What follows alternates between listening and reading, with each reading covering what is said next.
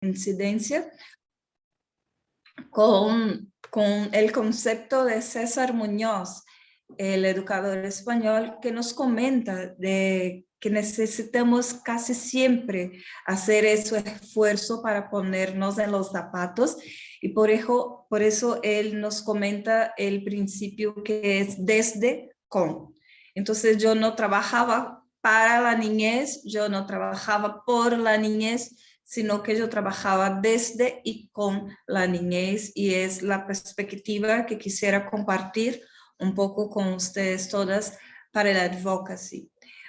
Pues que muchas veces nosotras y nosotros somos a estar en espacios donde nosotras estamos como que en primera persona. Yo, por ejemplo, soy una mujer afro y trabajo en el movimiento de mujeres afro y estoy a decir de mí misma. Pero a veces estamos en espacios donde vamos a llevar acciones de incidencia que ni siempre son las cuestiones que están en nuestra vida. Por lo tanto, hacer ese ejercicio de estar desde las personas y con las personas para construir la acción. Pues que muchas veces cuando no tenemos la mirada que es necesario salir de las personas y seguir con ellas, es posible que no tengamos la participación de las mismas en el proceso, sino que nuestra acción es una acción que no genera la emancipación, es una acción que siempre va a generar la gente en una situación de mucho más explotación y vulnerable en sus ejercicios de derechos. Entonces, que eso fue como que las cosas que estuvieron en mi mirada en esos casi 15 años en los cuales vengo a trabajar con las cuestiones de advocacy. Y también al mismo tiempo con el tema de la niñez, pero también con el tema de la inclusión desde una mirada de la diversidad. Entonces, ahorita mismo yo trabajo con una institución cultural que es el Instituto Moreira Salles, y estoy con el rol de desarrollar la coordinación de diversidad e inclusión, mirando la perspectiva de que desde hacia adentro, pero también en las acciones que desarrolla el instituto, generando espacios para la cultura en Brasil, desde la mirada de las películas, la música, el arte, fotografías y todo lo que trabajan, y decir, hace falta más representación desde la gente que trabaja allá, pero también desde las cosas que se producen. Entonces, la cuestión de la diversidad es donde estoy ahora, y al mismo tiempo también en el ejercicio de la advocacy con la red de profesionales afro en advocacy, que es una red en Brasil donde estamos a impulsar los derechos de la población afro. Entonces es un gusto estar con ustedes acá.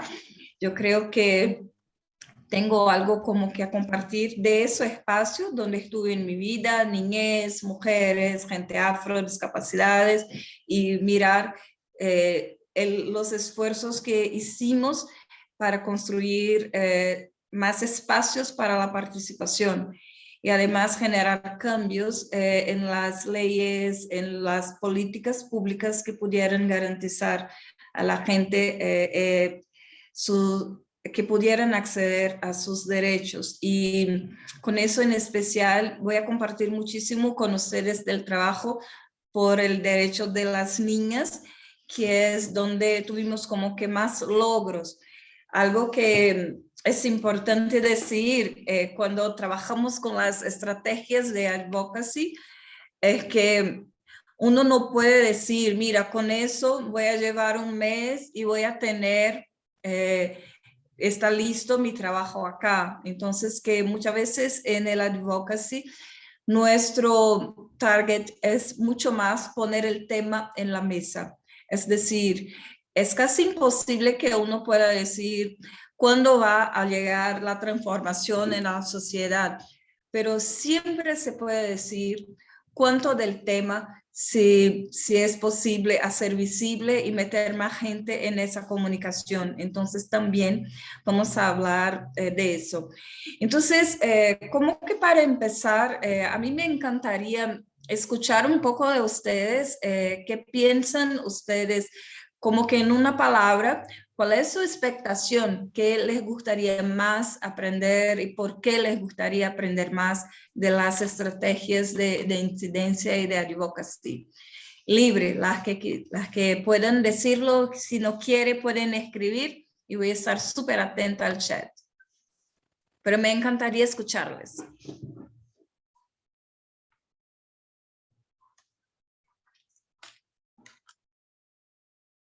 ¿Qué quieren ustedes? ¿Por qué les parece que es interesante estudiar o conocer un poquito más de las estrategias para la incidencia y el advocacy? ¿Para qué?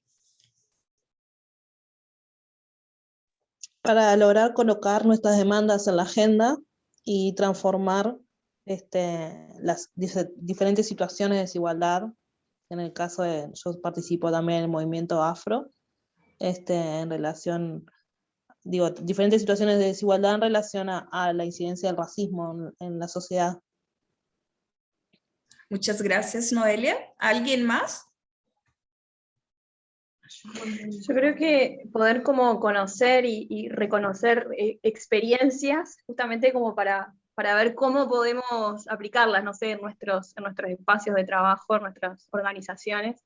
Me resulta como bien interesante conocer ahí más es como la práctica también, o cómo se hace incidencia. Muchas gracias, Ana. A mí también una de las cosas que me interesa es como poder conocer experiencias para analizarlas y ver cómo podemos hacer para comprometer otros actores que, por ejemplo, en mi caso, que trabajo un poco con eso, el tema de las empresas o actores privados, donde la idea es que se puedan comprometer, donde puedan involucrarse con las causas que nosotros trabajamos y que puedan apoyar desde lugares distintos o con estrategias distintas a lo que estamos acostumbrados, ¿no? Entonces a mí me interesa mucho conocer las experiencias para eso, para ver si lo que nosotros desarrollamos o la forma en que nos contactamos con ellos o la forma en que tratamos de que ellos se involucren es la mejor o no, pero por lo menos como realizar una evaluación, ¿no? de lo que estamos haciendo. Sobre todo en la parte privada, eso no tanto del Estado, trabajé muchos años en el Estado, pero sobre todo es como un desafío la parte privada. Eso. Excelente, muy bueno pensarlo desde la parte privada. Sí, me sumo a lo de Sandra también, es como un desafío bastante importante y que nos cuesta un montón, sobre todo, no sé, a los que venimos algunos como de orientaciones un poco más desde el ámbito social, como que a veces nos cuesta más pensar cómo incidir desde ahí. Y lo otro es también en esto de escuchar las experiencias, más allá de la formación. Yo, por ejemplo, tengo formación en comunicación y soy docente, pero me gusta como escuchar y me parece que hay un conocimiento que surge de la organización y de la experiencia que no está en la academia, y que está bueno como ese intercambio para seguir pensando nuevas estrategias, sobre todo en los escenarios complejos que tenemos, ¿no? en cada país y en cada región. Muy bueno. ¿Alguien más?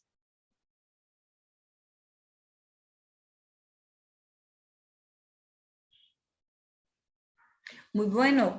Entonces, a mí me parece genial que a ustedes les parezca que es una buena oportunidad de conocer un poco más de otras experiencias y a mí me encanta que ustedes también, como lo dijo Sandra, puedan mirar que hay estrategias que alguien puede desarrollar para involucrar a los gobiernos y cambios en las políticas públicas de qué hacer, pero también hay que meter a veces un montón de esfuerzo para generar cambios en el sector privado, en las empresas, y muchas veces las estrategias pueden ser las mismas o cambian muchísimo. Mi idea es que pueda compartir un poco con ustedes de dos estrategias de cambio en leyes y comentarles un poco del camino que se hizo y que después de conocer un poco de que lo que hizo la gente, cuáles fueron los zapatos donde se pusieron y qué cambió, qué pasó, bla, bla, bla, que pudiéramos después a bajar el contenido al nivel del concepto, pero en el día hoy como que empezar a compartir con ustedes un poco desde el concreto y después a bajar a los conceptos para que ustedes puedan entonces decir, ¿no? Entonces esta acción se refleja en esta definición o la mirada o si alguien desea, por ejemplo, cambiar, decir, puedo tener ese concepto de incidencia que se involucra un poco con el trabajo que hicieron en Brasil con no sé qué, pero a mí me parece mejor cambiar o hacer unos ajustes, pues que es muy importante que nosotras y nosotros llevemos en cuenta que la acción es la acción que se pide en ese espacio, en ese tiempo, y a veces no es la misma en todos los espacios y tiempo. Hay cosas que son como que oportunidades que uno va a tener y que cambia como que súper esfuerzos que son necesarios para hacer, y a veces cosas como que súper chiquitas van a cambiar porque hubo un paso que cambió todo el contexto. Entonces, por ejemplo, hay gente que lleva un montón de tiempo en la planificación de las estrategias y tiene como que un montón de plata y hace un plan para como que un año trabajando en esa agenda para impulsar un cambio en una ley. Y con eso tiene su plan de acción. Pero pasa, por ejemplo, lo que ha pasado en el año pasado con George Floyd. Y algo que nadie lo pudo poner en los planes porque pasó sin que nadie pudiera decir que iba a pasar. Generó un montón de cambios en la discusión del racismo en el mundo entero. Entonces, por ejemplo, que en Brasil tuvimos como que muchos avances en muchas empresas que cambiaron sus políticas desde el interno por algo que nadie pudo decir que iba a pasar, por ejemplo, 2 años atrás. Entonces, que con eso se generó como que mucho logro en la cuestión de la inclusión de las personas desde una mirada de raza. Pero también, por ejemplo, si alguien llevaba otra agenda, por ejemplo, la mirada para la discapacidad en el espacio laboral, con eso de tener tanto espacio para el tema de las cuestiones de raza y racismo, por todo lo que ha pasado con George Floyd, ese tema de la discapacidad va a llevar como que, mira, ahora no es tu tiempo y la gente va a generar ahora mucho más esfuerzo para avanzar. Entonces, hay cosas que nosotras y nosotros en nuestros planes de acción tenemos el control.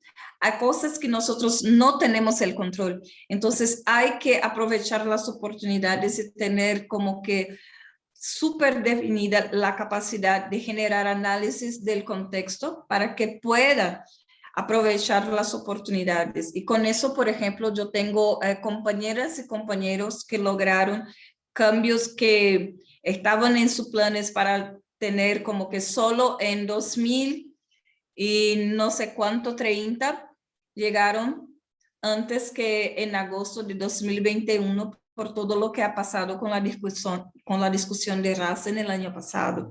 Entonces, tener en cuenta que la mirada desde una perspectiva de incidencia nos pide que siempre tengamos en la mano la capacidad de acción, de decir, mira, la capacidad de generar respuestas ahora, que no sea mañana o pasado mañana, pero ahora. Si algo cambia en el contexto, tú tienes que tener prisa y decir, mira, a esa hora que tengo que contestar. Entonces, eso nos comenta, por ejemplo, de qué tal son los equipos, qué tanto hay de autonomía en esos equipos para la toma de decisiones. Si tú tienes algo como, por ejemplo, quien trabaja con el advocacy en tu organización, en el movimiento, es una junta con 30 mujeres y todas las 30 mujeres tienen voz y tienen el derecho de opinar, pero si pasa algo, por ejemplo, que es una ventana para la oportunidad, si tú tienes que escuchar 30 personas hasta que puedas hacer una toma de decisión, muchas veces se cierra la oportunidad. Entonces, el concepto de autonomía para la gente que trabaja en advocacy es algo que es fundamental para tener en cuenta. Que la gente que maneja el tema de advocacy en la organización tenga la autonomía para la toma de decisiones o que tengamos como que mucha prisa en hacerlo, pues que muchas veces las oportunidades se cierran sin que nosotras y nosotros tengamos aprovechado de ellas mismas.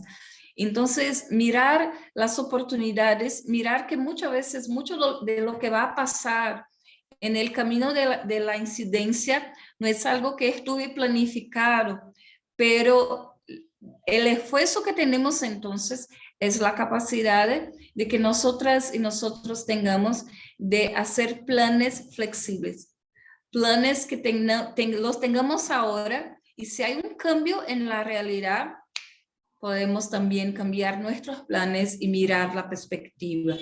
Entonces vamos a tratar de, en nuestro camino, conocer un poco de cómo generar esos planes que puedan generar ese espacio para la flexibilidad, que es decir, cómo tampoco nosotras y nosotros en las organizaciones no vamos a estar como que al viento, y es decir, mira, ahora para acá, después para allá, sino que en ese camino saber qué va ahora, dónde vamos a meter el esfuerzo, y a veces no es eso donde vamos a meter el esfuerzo, tenemos la oportunidad de generar otro tema. Entonces es como si tuviéramos una cebolla en el desarrollo de la planificación.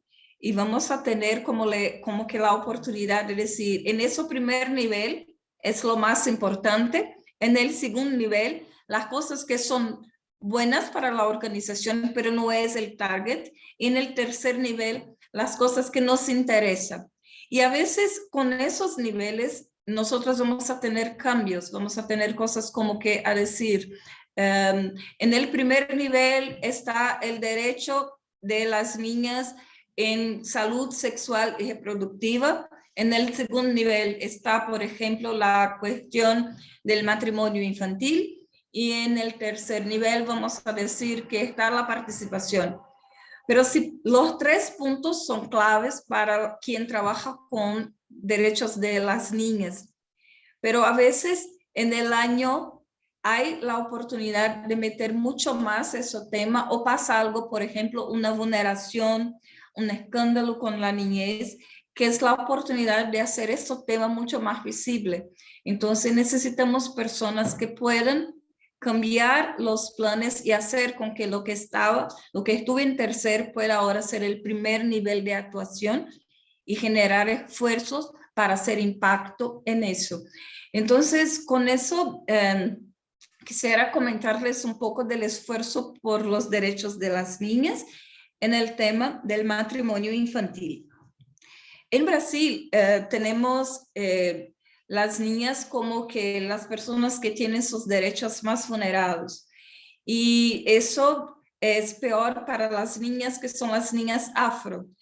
Y casi no hay como que datos de qué tal están los derechos de las niñas afro, pues que en el nivel de las ciudades es casi imposible que alguien pueda tener esos datos abiertos por género, por raza, por edad, lo que resulta que es súper complejo entender la real situación de las niñas en Brasil.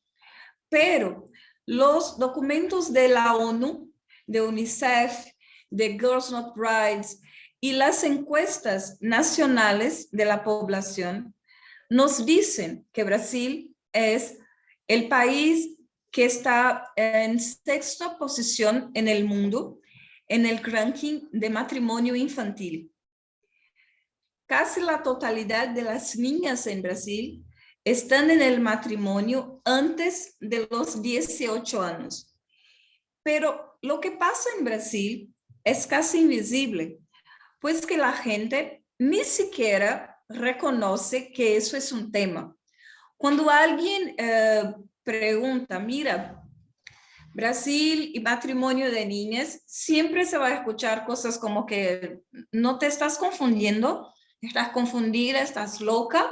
No, eso no pasa acá, eso es de África. Ay, no, eso son con los chinos, eso no pasa en Brasil. Y eso es el primer reto para el tema de la incidencia por el derecho de las niñas a vivir libres del matrimonio infantil en Brasil. Pues que el primer reto es hacer visible el fenómeno. Es algo que es invisible a toda la gente en Brasil.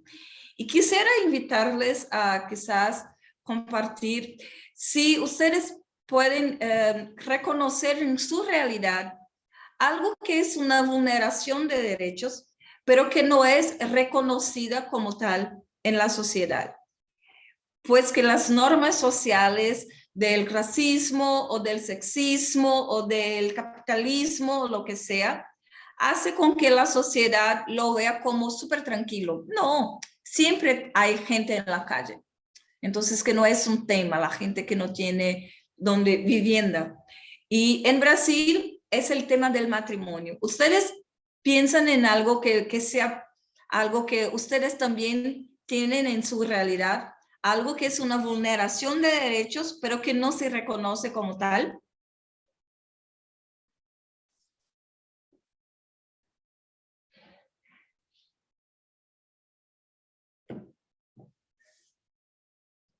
Yo entiendo, no es mi tema, pero entiendo que, bueno, está un poco vinculado. El derecho a la vivienda que lo estabas nombrando no es visibilizado como un derecho. Tenemos mucha gente viviendo en la calle y tenemos muchos asentamientos en los cuales no hay mecanismos, a menos que esté, por ejemplo, el asentamiento instalado en una zona municipal, que son algunos municipales, que pertenece el terreno al municipio, ¿no? Pero en otros casos donde se ha ocupado la tierra, en lugares donde ha sido quizás abandonado por los dueños, hay asentamientos de 30 años, de 80 años, en los cuales la gente tampoco encuentra los mecanismos para regular su situación. No hay mecanismos. Si bien hay una ley, por ejemplo, en este país que existe y que habla de la regularización, la realidad es que no hay mecanismos, queda la gente bastante sola en ese aspecto.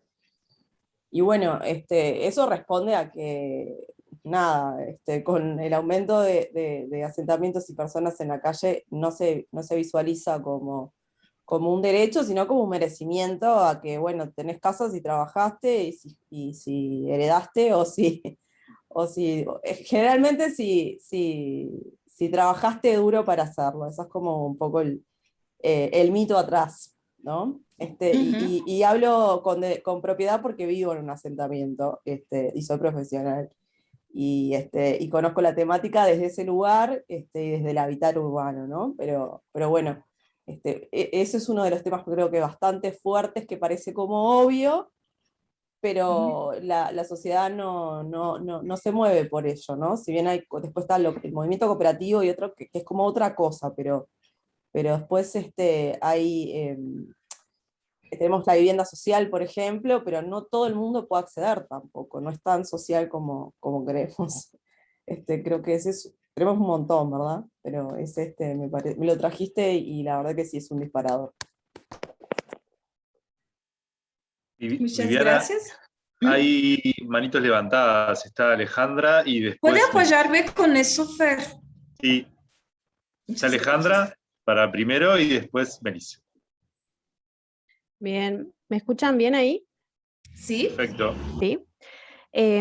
Bueno, a mí uno de los temas que fue como lo primero que se me apareció cuando hacías la pregunta, Viviana, es la situación, las situaciones, las diversas situaciones de violencia, las distintas violencias que viven las adolescentes embarazadas, ¿no? Se habla hace mucho tiempo del embarazo adolescente como un problema de la adolescencia, como un problema de la sociedad, como algo que hay que erradicar, como algo que es necesario que trabajemos. Hay políticas que se han puesto en práctica y en marcha como para trabajar con esas situaciones, pero me parece que lo que se invisibiliza constantemente es, por ejemplo, situaciones de explotación sexual comercial que viven gurisas desde muy chiquititas, y que, bueno, en algún momento lo que aparece como síntoma es un embarazo, ¿no? Entonces, bueno, se empieza a ver la situación como una adolescente embarazada en determinadas circunstancias, pero cómo llega esa gurisa a embarazarse y cómo transita su vida hasta llegar al momento del embarazo, es como, me parece que es una de las cosas que más se invisibiliza o no se mira o no se puede mirar en relación al embarazo adolescente. Eso es por ahora. Gracias. Melissa. Hola, buenas tardes a todos. Bueno, yo como institución educativa lo primero que se me vino a la cabeza fue el derecho a la educación, el acceso a la educación, que tenemos una educación pública y a veces parece que es como tan lineal que todos accedemos a la educación, y obviamente incluso la pandemia con todo esto de la digitalización y demás reafirmó la gran diferencia que hay entre el acceso a la educación, que muchos niños y adolescentes no padecen de poder acceder a la misma. Fue como lo primero que se me vino a la mente en esto de, y que muchas veces no se ve o no se discute como tal, más que, bueno, la educación es pública y todos tenemos acceso a la educación pública, solo porque es pública, que está claro que no es así, que no es un tema que no parecería que nos preocupa. Bueno, ahora con esto de la pandemia y el acceso, y que empieza a ver un poco esta estadística de cuántos niños, niñas, adolescentes no han podido usar, me parece que fue como lo primero que se me vino a la cabeza. Por ahí. Buenísimo. Sigue Paula. Sí, a mí se me ocurrían dos temas. Uno que tiene que ver con lo que decía Melissa recién de la educación, pero es el poder sostener la educación, ¿no? Porque una cosa es acceder y otra cosa es que uno pueda sostener y avanzar en la educación y todo lo que son los mecanismos expulsivos que tiene, pensando en el área, en una de las áreas donde trabajo, que es el tema de los adolescentes vinculados al sistema penal. Bueno, es muy difícil que sigan estudiando o que retomen estudios después de haber pasado por el sistema judicial. Y el otro tema que creo que está súper invisibilizado es el tema del derecho a la maternidad y a la paternidad de las personas con discapacidad, ¿no? Es un tema absolutamente que no se habla, ni se menciona. Por ahí. Gracias, Paula. Sandra.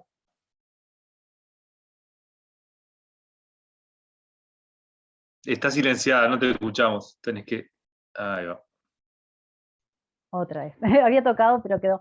No, a mí cuando hablaba Lucía hoy también me traía, yo justamente trabajé 16 años regularizando asentamientos, que era esto que decía Lucía, y el tema de la vivienda para mí es uno de los temas no invisibles, más cuestionados, ¿no? Porque cuando nosotros entregábamos los realojos a las personas, teníamos un cuestionamiento a nivel social de por qué se le entregaba a esas personas, cuando había todo un porqué y un criterio, pero eso no importaba. En realidad había todo un cuestionamiento social acerca de por qué determinadas personas tenían derecho a esa vivienda y otros no.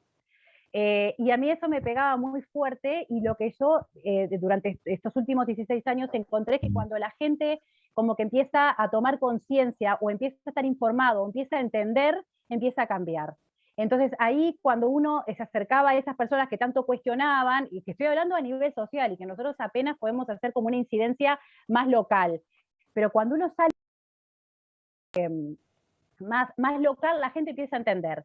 Y en esto también, cuando estaba pensando esto, se me ocurría un tema que, si bien no es invisible, es un tema que es bastante cuestionado, y es el tema de la salud mental. ¿no? Donde sabemos que es una problemática que existe. Yo la verdad que en ese tema no he trabajado, trabajo en el área social también, no he trabajado en ese tema, pero es un tema donde no está como bien comprendido, no está como bien aceptado, no está bien entendido, y es como que se trata de dejar de lado. Entonces, en esto de los niveles que tú hablabas, hoy yo me preguntaba, esto que vos decías, ¿no? Bueno, hay diferentes niveles según el contexto. Yo pensaba, bueno, ¿cuál sería el primer nivel en estos casos? Venía pensando eso mientras se venía hablando, para comenzar como a presionar en estos temas, ¿no? Entonces, nada, nuevamente para mí eso también podría ser un desafío. Era eso. Buenísimo. Noelia. Hola, bueno, yo voy a hablar del tema del que trabajo, que es el tema del racismo y la situación de la población afrodescendiente. En Uruguay es un tema que sigue siendo invisible, que sigue siendo poco colocado en las agendas incluso de las organizaciones que trabajan en el área social, y que todos estos temas que hablan, el tema de vivienda, trata, embarazo adolescente, derecho a la educación, bueno, se me van a pasar algunos, pero todos estos temas, salud mental, en todos esos temas la población afrodescendiente está sobre representada, y justamente, o sea, en los contextos de pobreza, las organizaciones trabajan con mayoría de población afrodescendiente o con cantidades que llaman la atención porque en otros ámbitos no estamos tan representados, y es un tema que cuesta mucho introducirlo en el trabajo de las organizaciones, en la agenda, y cuesta visibilizar la existencia del racismo. Incluso ahora, bueno, ayer se presentó en la Intendencia de Montevideo un informe de cómo afectó la pandemia a las diferentes poblaciones vulnerables, pero sobre todo una de las más afectadas fue la población afrodescendiente, y dentro de la población afrodescendiente las mujeres afro y niños afro, ¿no? Entonces, cuesta muchísimo que se desarrollen políticas específicas hasta esa población, desde las políticas públicas, y bueno, obviamente que después permea toda el área social, ¿no? Y una de las cosas con las que nosotros trabajamos siempre es, bueno, tratar siempre de visibilizar la existencia del impacto del racismo en nuestra sociedad, y de también buscar alianzas para que este tipo de tarea no sea solo o quede solo en manos de los movimientos afro, ¿no? Un poco eso. Bueno, por ahí. Muchas no hay más nadie. gracias. Gracias, Fernando. Es un gusto escucharles y ver que hace sentido la idea de que muchas veces el reto que tenemos en poner un tema en la agenda de la incidencia política es el reto de que ni siquiera es un tema para la población en general. Entonces, ¿cuál es el camino donde vamos a seguir? El primer paso es hacerlo visible, ¿no? Es decir, si alguien no reconoce eso como un tema, es necesario entonces tratar de meterlo en la mesa y hacerlo visible. Y el camino para eso es, en general, generar evidencias. Es muchas veces hacer estudios, pues que esos temas son invisibles, pues que no hay bastante información, o no hay, por ejemplo, bastante información desde una mirada de raza, desde una mirada de género, desde una mirada de discapacidad o lo que sea. Entonces, muchas organizaciones tienen en su primer paso trabajar con la generación de evidencias. Muchas veces la generación de evidencias puede caminar, por ejemplo, como ese estudio que ha sido, les voy a mandar, es un estudio que es Derechos Sexuales son Derechos Humanos, y trabaja desde la mirada de que para niñas y niños hay el derecho de vivir sus derechos sexuales.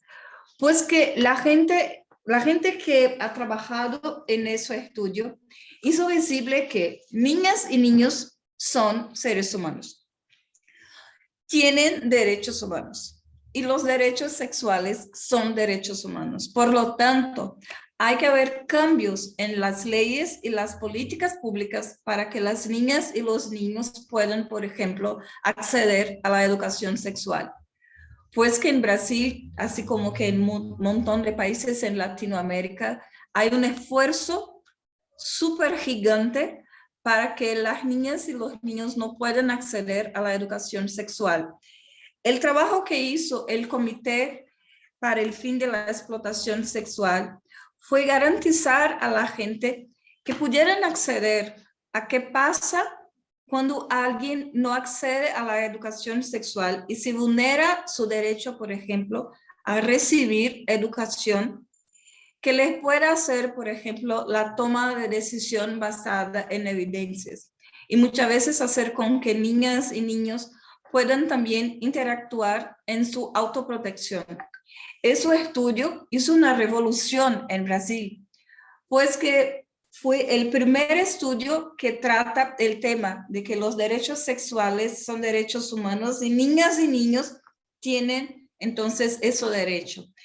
Otro estudio es el estudio que ha trabajado Plan International Brasil, que es el estudio acerca del matrimonio infantil. Les voy a mandar también, todos esos estudios hay online. ¿Cuál es el tema con el matrimonio? En primer, es que es invisible. Y es invisible porque la gente, por las normas de género, no logra entender que es algo que no es natural para la vida de las niñas. Como las niñas, siempre se miran las niñas como si ellas fueran mujeres, y lo que pasa a la vida de las mujeres, si pasa a las niñas, está bueno. Entonces, el primer paso fue generar datos de que sí, hay niñas en Brasil que ahora están en el matrimonio. Y hacer visible que ese matrimonio no es el mismo que hemos visto en África, en Asia o en otros países que tienen una mirada del formal. En Brasil y Latinoamérica en general, el matrimonio infantil es informal. Entonces se dice que el mejor término es niñas, adolescentes en matrimonio infantil y uniones informales, porque son uniones informales donde ellas están. Entonces se genera dato de que hay esas niñas, y son niñas en Latinoamérica, mucho más en la edad de los 15 años, es la edad donde ellas, pero hay niñas que son más chicas que están en esas uniones. Y se hace un estudio y se busca la información de quiénes son esas niñas y cuáles son qué pasa que lleva a una niña al matrimonio. Entonces, con ese estudio se genera un montón de informaciones, quiénes son las niñas, cuáles son las causas del matrimonio, por qué están allá, y con eso se hace visible el tema. Pero la gente que accede al estudio, muchas veces son maestras, maestros, a veces la gente que trabaja con las leyes, pero para generar un cambio, muchas veces en muchas leyes es necesario cambiar desde el movimiento de la sociedad. Entonces lo que hizo Plan fue, en primer, trabajar en un documental, pues que si los estudios son cosas súper interesantes para la gente que les gusta estudiar, el documental llega a mucho más gente. Entonces se buscó 2 niñas que estuvieron en matrimonio y se hizo ese documental.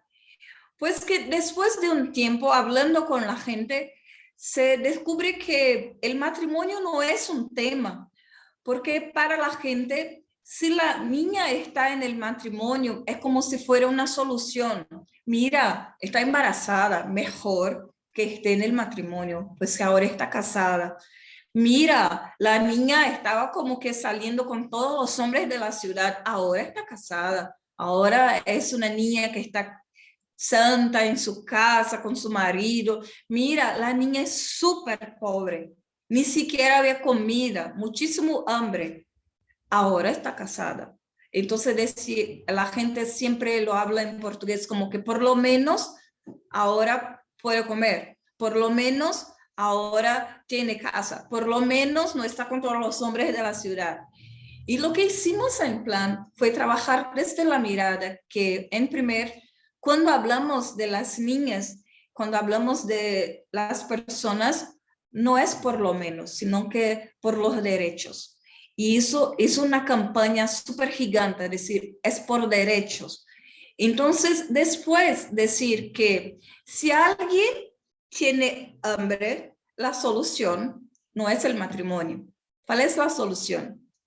Que podamos entonces hacer esfuerzos desde las políticas sociales para que la familia tenga condiciones de meter comida a la mesa.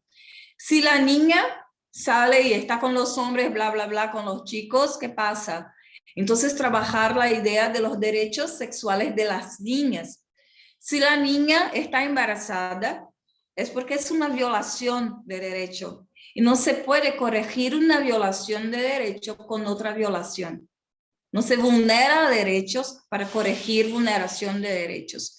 Entonces, con eso, en primer se hizo como que un montón de charlas con la gente, decir, ¿qué le pasa? ¿Cuál es el tema si ves una niña que está casada? Y les cuesta mucho a las personas escuchar las respuestas. Es como la gente, mira, no te vas a leer lo que escribe la gente en la internet, que te vas a tener un cáncer con eso, te vas a enfermar, pero es necesario leer.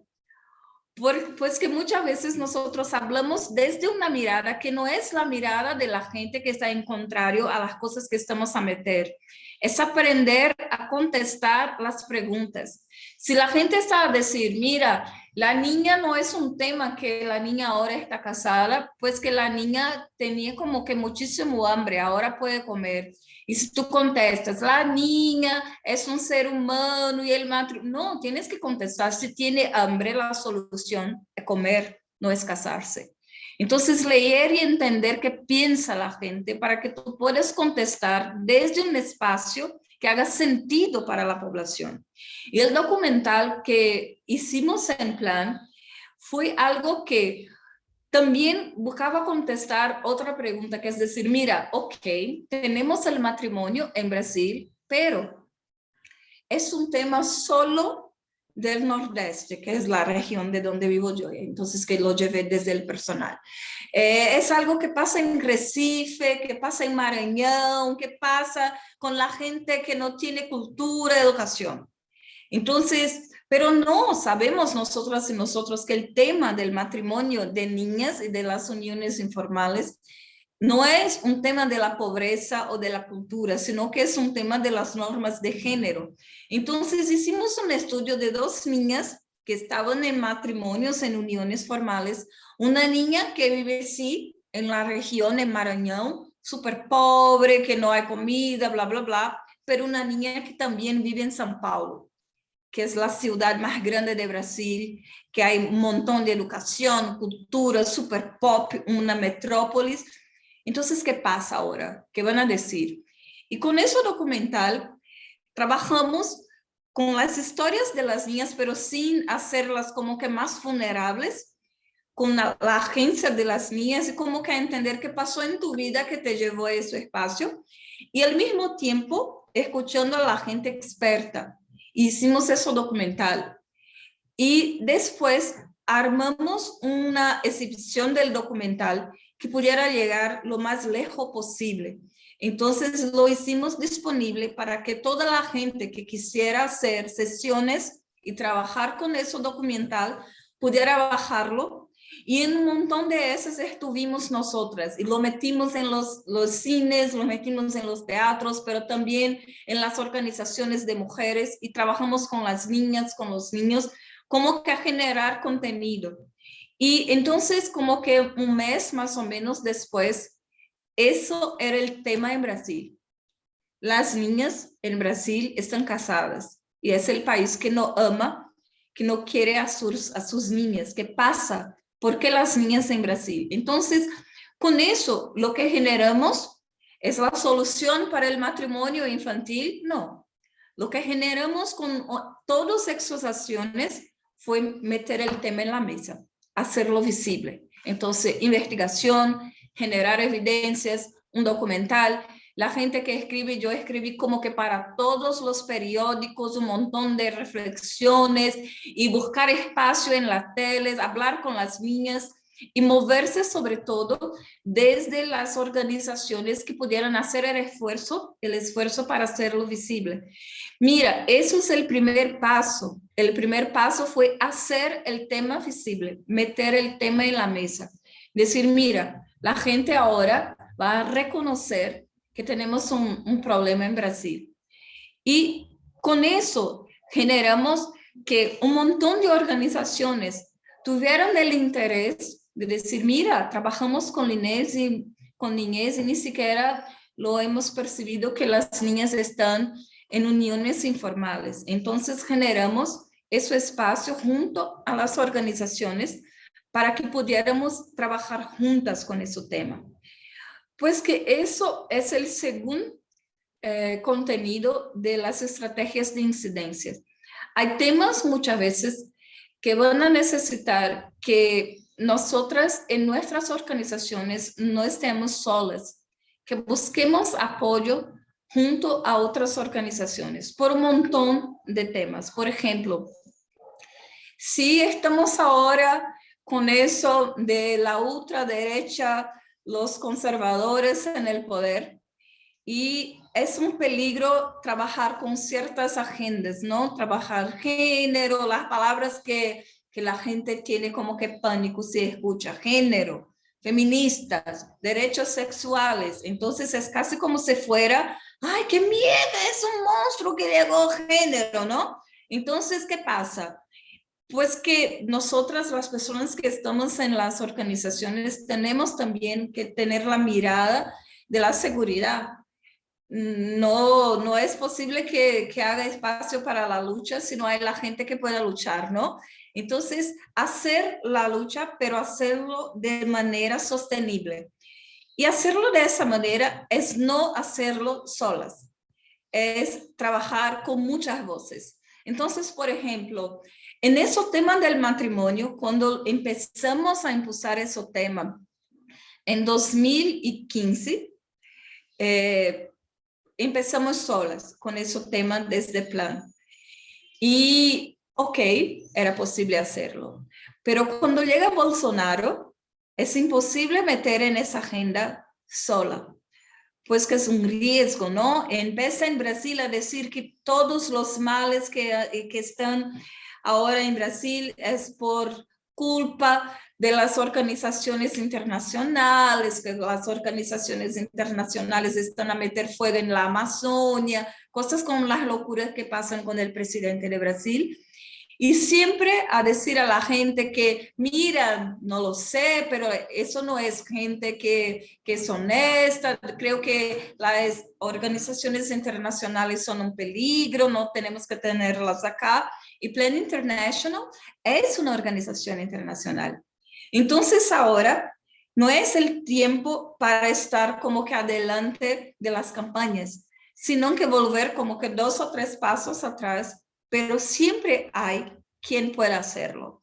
Entonces, si para nosotras y nosotros no era más el tiempo de meternos adelante, hay organizaciones brasileñas que llevan el contenido de género, del feminismo, de los derechos de las mujeres y de las niñas, que pueden hacerlo ahora. Entonces, es tiempo de generar alianzas.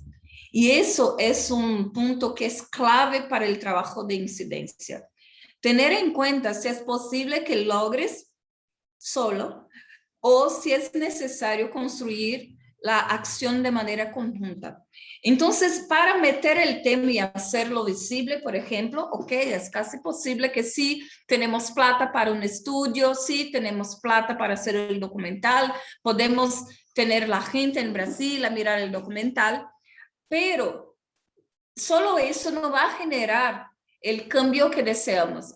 Es necesario ahora para trabajar el tema, que es las niñas en el matrimonio, es necesario ahora meter el esfuerzo para cambiar la ley que hace, que hay brechas, ¿no? Que hacen posible que una niña en Brasil que tenga 14, 13, 12 años pueda casarse. Hay que cambiar esa ley. Y eso sí es el objetivo clave, es el primer nivel. ¿Cuál es nuestro target ahora? Es cambiar la ley que hace con que sea posible niñas estar en el matrimonio. Entonces, con eso, buscamos trabajar desde una mirada de, en primer, mirar quién son las personas que pueden apoyarnos en esa agenda.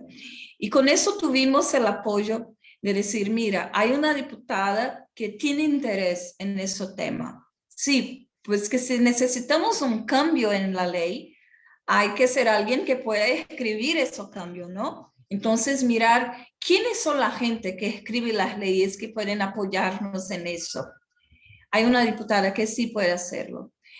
Y hay gente que puede apoyar a esa diputada, sí, hay otras que pueden apoyarla y hacer con que su trabajo, su tarea, no sea una tarea que ella esté a hacer sola. Después, es decir, desde las organizaciones, ¿hay organizaciones que tienen interés en ese tema? Sí, hay organizaciones de la niñez, pero ¿cuál es el reto para tener las organizaciones? Es que las organizaciones pueden interesarse por el tema de las niñas, aunque no sea como su core value, tener el tema de las niñas. Pero solo las organizaciones de la niñez no es lo bastante. Necesitamos trabajar también con las organizaciones de mujeres. Y eso fue algo súper divertido, pues que ni siquiera hemos pensado que íbamos a lidiar con cosas como que súper divertidas, súper trash. Con las organizaciones de la niñez, tuvimos el reto que la gente nos comentaba, mira, son niñas y niños, son crianzas, pues que en español es mejor decirlo, ¿no? Pues, pero en portugués cuando decimos crianzas, la niñez, no hay género. Entonces, no hay espacio para las niñas porque son crianzas. Entonces, todos son crianzas. Y cuando buscábamos a las mujeres, decía, mira, nosotras trabajamos con las mujeres, ustedes no tienen que trabajar en meternos niñas, porque nosotras no somos necesario madres, no, hay mujeres que no quieren ser madres. Entonces no hubo espacio desde la niñez, pues que no hay género en la niñez, son crianzas, pero también desde las mujeres, pues que no hay espacio para niñas y niños en mujeres porque son adultas. Entonces también tuvimos el esfuerzo de decir, mira, y ahora, ¿qué vamos a hacer para la sensibilización de asocios? Porque solas y solos no logramos. Entonces, con eso llevamos mucho tiempo a trabajar con el movimiento de las mujeres y todo empieza a cambiar cuando Plan trabaja desde una nueva mirada de género, que pueda tener un enfoque más feminista y no solo el color azul, el color rosado, que es donde estaba Plan en el inicio. Cuando empieza a trabajar desde una mirada más feminista, entonces las mujeres, desde los movimientos de mujeres, empiezan a estar más abiertas para ese contenido. También la misma cosa con el movimiento de la niñez. Decir, mira, las niñas también, por el hecho de ser niñas, tienen esos retos, pero los niños tienen los suyos, pero ahora queremos hablar de las niñas. Pero es necesario decir que a veces mismo con las socias y asocios vamos a tener retos para que la cuestión, que es la cuestión que vamos a trabajar, tenga sentido para ellas y ellos. Y a veces es necesario decir que solo la mitad de la cuestión es el tema para la gente y ok, hay que vivir con eso, ¿no? Que ni siempre la gente va a caminar todo el camino con nosotras y con nosotros. Entonces, por eso tener un montón de gente. Después que tuvimos la mirada de decir a quienes les importa ese contenido, hay que decir, y a quién no les gusta, cuál es la amenaza para ese contenido. Y hemos visto que la amenaza estaba, por ejemplo, desde la mirada de la religión, por ejemplo, las iglesias, sobre todo las iglesias protestantes, más de la mitad, yo creo que 80% de las niñas que están en matrimonio, en los 2 estudios que hay en Brasil acerca de matrimonio infantil, son niñas que son de iglesias cristianas protestantes. Entonces, y ellas lo comentan, porque mira, el pastor de mi iglesia no es permitido que nosotros tengamos sexos antes del matrimonio, entonces nos casamos. Mira, es que el pastor está siempre en la vida de los adolescentes y si lo descubre, nos casamos. Entonces, mira, decir que la niña no va a casar es un tema con las iglesias y hay que meterlo en nuestro análisis. Y después pensamos que otro tema sería la gente que trabaja desde una mirada que hay en el Ministerio de Salud en Brasil, que es una mirada súper moralista, que no es de iglesia, pero es súper conservadora. Entonces, ¿qué hacer? Meterlo, ¿no? Y después que tú generas el análisis de decir quiénes son los detractores, ¿no? La gente que no les va a gustar, que trabajes ese tema. La idea es que puedes decir cuáles son tus mensajes clave para trabajar con esa gente. Pues que tú tienes que hablar con toda la gente, pero ni siempre vas a decir las mismas cosas. Entonces, hemos aprendido que muchas veces para involucrar a alguien en una discusión es súper clave que empecemos por el problema. Otras veces es clave que empecemos por la solución, otras veces por las consecuencias. Por ejemplo, cuando hablamos del matrimonio y entendemos lo que lleva a una niña al matrimonio, vamos a tener, por ejemplo, casi siempre los contenidos de la sexualidad. La niña va a decir el deseo de empezar su vida sexual, sus relaciones sexuales. La niña va a decir que es porque por casualidad la niña está embarazada. Y eso es un tema, si tú vas a trabajar con la gente que es súper conservadora o con la gente de la iglesia, ellos no van a decir, ok, tranquis, que la niña puede hacer sexo con quien le guste hacer. Eso es un tema, pero hay que hablar con esa gente, porque esa gente tiene el poder del diálogo, de tener espacios con la niñez, tener espacio y muchas veces un montón de acciones para la defensa de derechos de la niñez. Eso, solo en ese punto es que estamos como que a decir, no estamos en el mismo. Entonces hemos visto que, por ejemplo, si con un montón de gente empezamos a decir y a hablar del tema para generar asocios, hablando de ese tema, por el contenido de cuáles son las causas del matrimonio, hay gente con quien vamos a empezar hablando de cuáles son las consecuencias del matrimonio. Entonces, sí, es casi imposible que el pastor pueda estar de acuerdo que la niña pueda tener su relación sexual y no casarse, pues que sí, es un tema para la religión. Es seguro que ello no va a aceptar que una niña que cuando está en el matrimonio tiene el riesgo de morir, pues que el embarazo precoz es en Brasil lo que más mata a las mujeres que están embarazadas. Cuando la gente de la iglesia, los pastores, los curas, descubren que las niñas cuando están embarazadas, ellas están enfermas y muchas de esas enfermedades van a llevarse por toda su vida. Eso sí genera que él no esté de acuerdo. O que la niña en el matrimonio sufre con la violencia de su pareja. Entonces, las consecuencias del matrimonio, la pobreza, las enfermedades, la niña que sufre de la violación de sus derechos sexuales, la niña que no estudia, la niña que tiene bebitos que van a estar enfermos, el riesgo de morir, todo eso tiene el poder de hacer con que esa gente pueda acercarse del tema de meter condiciones para el fin del matrimonio. Entonces, hay que generar la oportunidad de buscar cuál es el contenido que hace sentido para tu audiencia. ¿Quién te escucha? ¿Cuál es el contenido que es capaz de hacer con que esa persona pueda acercarse a ti? Y eso para llegar a la gente que son tus asocios, pero también con los detractores. Hay temas donde es imposible que vas a tener la misma opinión o que ustedes van a llegar en acuerdo. Entonces se llega a la mitad del camino, es el camino posible. Y el camino posible muchas veces es el camino de las consecuencias.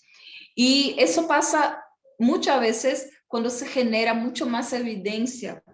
Entonces, todo el camino del trabajo de advocacy va a pedir el esfuerzo de generar evidencias, que todo lo que puedas decir, puedas tener la evidencia. Es decir, por ejemplo, que en la cuestión de raza en Brasil, la gente casi siempre está a decir, mira, pero hay un montón de, se muere más gente afro en Brasil porque los afros son más de la mitad de la población en Brasil. Los afros son los más pobres en Brasil porque los afros son más de la mitad de la población en Brasil. Los afros mueren más de COVID en Brasil porque los afros son más de la mitad de la población en Brasil. Y, por ejemplo, si es una audiencia para quien los números, por ejemplo, son cosas que hacen sentido, entonces hay que hablar de números. Entonces siempre les comento, sí, se muere más gente afro y puedo a veces estar en acuerdo con usted, que es porque hay más gente afro en Brasil. La COVID sí va a llegar a más gente afro. Pero ¿por qué no es la gente afro la que más accede a las vacunas? Es menos de la mitad de la población afro que accede a la vacuna. Y eso lo puedo decir porque hay un esfuerzo de los movimientos afro en Brasil para que los datos de la COVID estén abiertos por raza. Entonces se puede generar la evidencia. Entonces generar la evidencia es algo que es fundamental para ese ejercicio. Y es decir, si tú vas a hablar y Sandra nos ha comentado muchísimo del sector privado. Algo que hace mucho efecto con el sector privado es cuando tú eres capaz de decir cuánto cuesta en términos de plata. Entonces, es decir, el Banco Mundial tiene esa expertise, ¿no? De decir que, por ejemplo, una niña, ¿cuánto pierde el mundo por no tenermos la igualdad de género? Eso que a nosotras y nosotros que somos de las organizaciones de derecho es como que fatal. Mira, aunque no tuviéramos perdido ni siquiera una platita, para la gente del sector privado es el principal. Entonces siempre comento con la gente, hay que ser capaz de decir cuánto cuesta, cuánta plata se pierde, cuánta plata se gasta en ese contenido. Hay un estudio que hicimos en Plan Brasil también en 2014, que es acerca de la violación de derechos sexuales y de los abusos sexuales de niñas en Brasil. Y la pregunta era esa, ¿cuánto cuesta la violencia sexual contra las meninas? Entonces fuimos en búsqueda de esa información. ¿Cuáles son en la salud? ¿Cuánta plata hay que se meter en la respuesta a los casos de explotación sexual, de abuso sexual? Desde una mirada de las políticas de asistencia sociales, cuánto de dinero se camina para los programas que cuidan a las niñas y niños en situación de violación sexual. Cuánto la niña pierde de ganar, pues que si la niña se embaraza, si muere, lo que pasa. Entonces con eso, ¿cuánto cuesta? Bla, bla, bla, bla, bla. Entonces se genera un camino con la gente del sector privado que va a decir, mira, ¿no? Ese contenido es algo que yo tengo interés. Entonces, trabajar en la generación de evidencias es trabajar también súper en alineación con la gente con quien tú vas a hablar. Si tú vas a hablar con la gente de derechos y empieza a hablar, yo hablé con una diputada y estaba como que súper indignada porque decía, mira, cómo ustedes están a meter dinero, son vidas, son niñas, son derechos y bla, bla, bla, bla, bla, bla. Y es una diputada súper importante en Brasil. Entonces tuvimos que hablar con ella, armar una reunión para decirle de ese contenido, ¿no?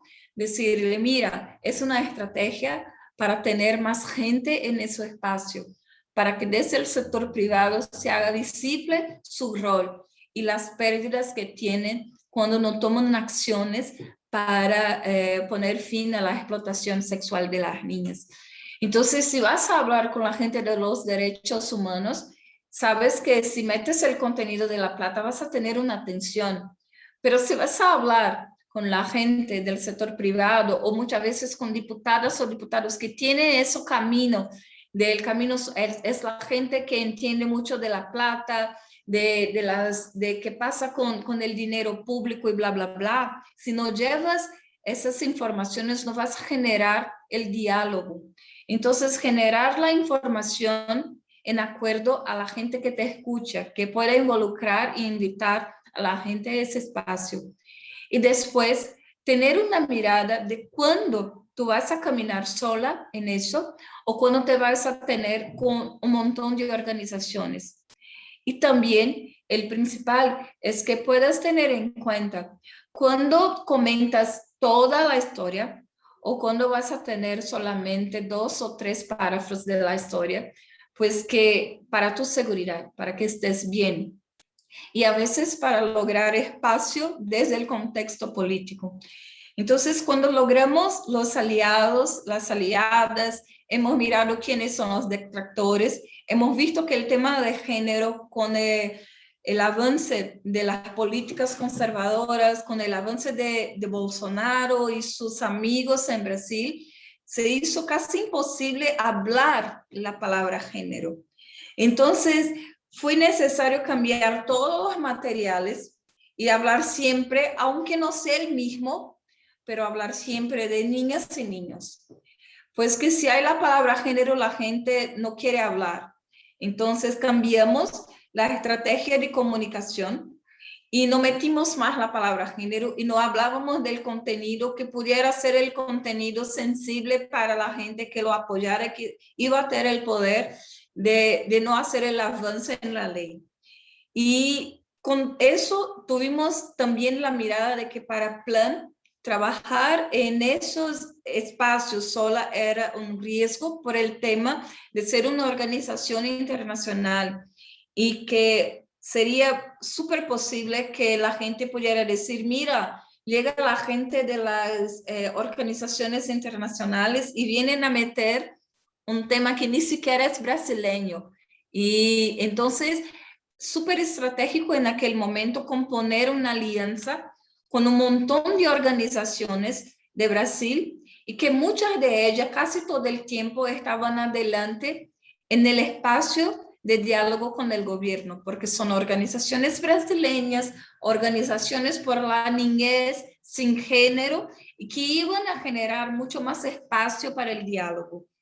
Y con eso estuvimos como que más o menos 48 organizaciones reunidas, organizaciones de todo el Brasil, y con una coordinación general que iba a decir cuáles son los pasos. Por ejemplo, la diputada presenta el proyecto de ley. Entonces, nosotras y nosotros coordinábamos con la organización, 2 de ellas que estaban en Brasilia y que tendrían el espacio con el gobierno, decir qué tal te pareció. Entonces nos comentaban, mira, el gobierno está abierto al diálogo, entonces se arma una comisión y se mete un montón de contenido en las redes sociales. Pero también ser capaz de coordinar con la gente que estuve allá y decir, mira, ¿qué pasa ahora? Y nos decía, mira, hemos hablado con la gente del gobierno y están seguros que si nosotros no hacemos escándalo, el proyecto va a caminar. Porque ni siquiera el presidente está en cuenta que ese proyecto está en la mesa. Entonces lo va a firmar sin leer. Pero si nosotros armamos un escándalo y metemos mucha energía ahora, él se va a dar cuenta del tema, va a ver que el tema que está como que en pelea con las cuestiones morales de Brasil y no va a firmar el proyecto. Entonces, eso es como si fuera un tip súper necesario. Cuando es tiempo de callar y cuando es tiempo de hablar. A veces es tiempo de hacer escándalo, es tiempo de meter en las redes sociales, es tiempo de invitar a la gente a hacer las marchas, hacer un montón de cosas, pero a veces es tiempo de callar. Es más estratégico que no hablemos, que deje que camine, pues que entonces eso en portugués se dice invisibilidad estratégica. Es como si fuera hacer el invisible estratégico para generar espacio para seguir caminando. Entonces, muchas veces tú vas a seguir trabajando en la agenda, pero es más estratégico, por ejemplo, que camines sin involucrar la sociedad en el tema y camines, pues que es posible, pues que tienes apertura con diputadas, diputados y van a firmar la ley que quieres y después tú arma la estrategia de sensibilización. Y a veces no, a veces sin el apoyo de la sociedad es casi imposible que se genere el avance del proyecto y el cambio en las leyes. Entonces, tener personas que son, que tienen la capacidad de hacer el análisis del escenario es súper, súper clave en ese momento. Y con eso tener que todas las organizaciones, si es algo que haces en grupo, puedan tener la perfecta coordinación. Entonces, coordinar las organizaciones que están en la agenda y si no son de la misma alianza, pero tener espacio para decir, mira, compartir informaciones, trabajar con la incidencia política, no es algo que es fácil para las organizaciones que tienen el interés en tener su nombre adelante. Pues que es súper necesario muchas veces volver y hacerse invisible y estar como que calladas o que otra organización pueda ponerse allá. Entonces, trabajar con la incidencia política es mucho más un rol para las organizaciones que tienen una mirada en derechos. Y vamos a ver en los siguientes encuentros que vamos a tener que eso es lo que cambia cuando trabajas con lobby, cuando trabajas con promover la organización y cuando sí trabajas con incidencia. Trabajar con advocacy ni siempre es meter el nombre de tu organización, pero es mirar el cambio social que quieres hacer y estar en coordinación con todas las organizaciones. Entonces, tener una buena relación muchas veces es el paso clave para tener una estrategia que sea una estrategia capaz de hacer el avance y el cambio en las leyes. Entonces, con eso llevamos como que, déjame ver, 3 años en ese trabajo por el matrimonio infantil en Brasil y con 3 años con documental, con investigación, con campañas, con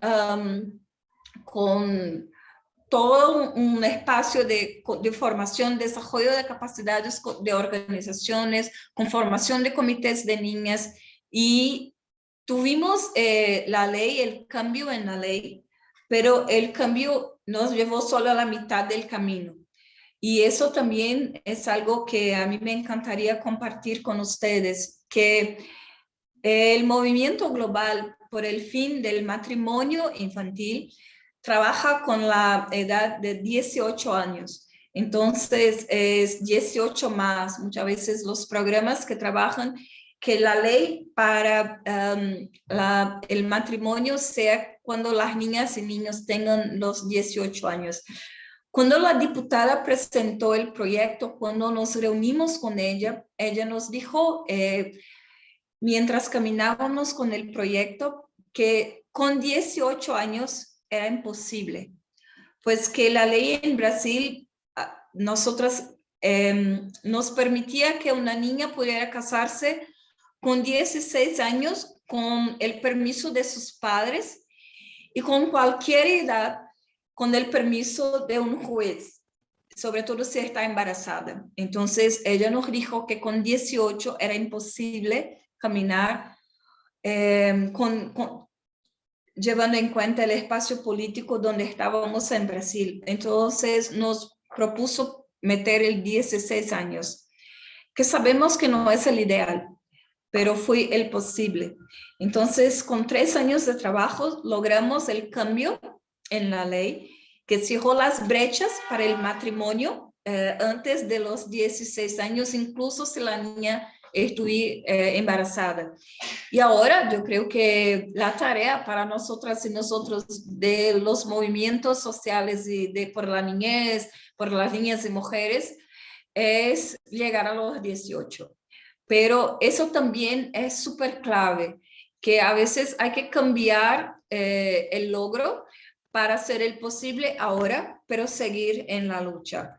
Entonces, creo que era eso que a mí me encantaría compartir con ustedes hoy, para que pudiéramos en los siguientes encuentros trabajar los conceptos donde se basaron esas acciones. ¿Qué les parece?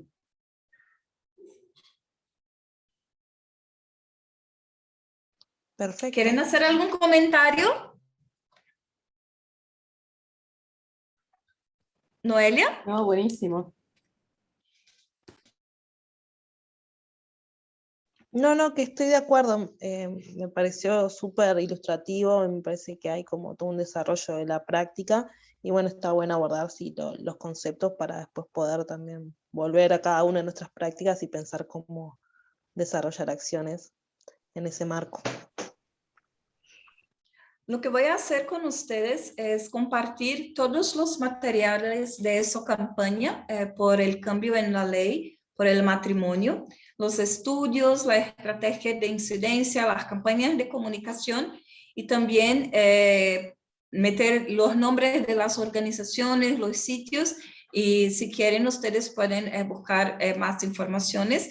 Y en nuestros próximos talleres vamos a trabajar el contenido desde el teórico y también les mandar como que otras opciones de abordajes para que ustedes puedan tener su mirada, decir, mira, yo voy a elegir ese camino y muchas veces no es solo uno, vamos a tener un poquito de eso, un poquito de eso, un poquito de eso y hacer nuestra propia estrategia de advocacy.